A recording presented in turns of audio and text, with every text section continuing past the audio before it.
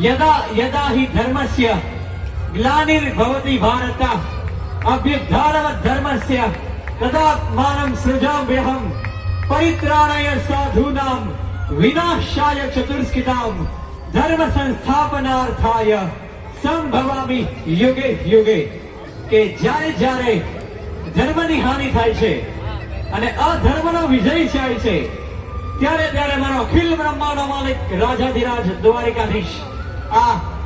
દરેક યુગે યુગમાં જન્મે છે અને આજે એવી પ્યારી ગોકુળ આઠમ એમ કહેવાય કે દુનિયાના માલિક અખિલ બ્રહ્માંડના માલિકનો એ 8મો માં દેવકીના જાયો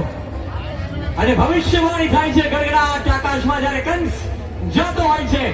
માં દેવકી પણ હોય છે અને પિતા વાસુદેવ પણ હોય છે કે હે કંસ હવે તારો તારણહાર આવી ગયો છે, હવે આ દુનિયાનો સૃષ્ટિનો તારણહાર આવી ગયો છે મારો રાજાધિરાજ દ્વારકાધીશ। અને ત્યારે આકાશવાણીમાં કહેવાય છે કે દેવકીના કુખેથી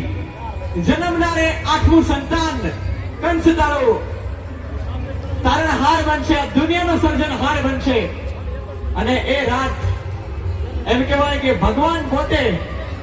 એ મથુરાની જેલમાં જન્મ્યા હતા અને પછી એ મધરાતે પિતા વાસુદેવ વિચાર કરે છે અને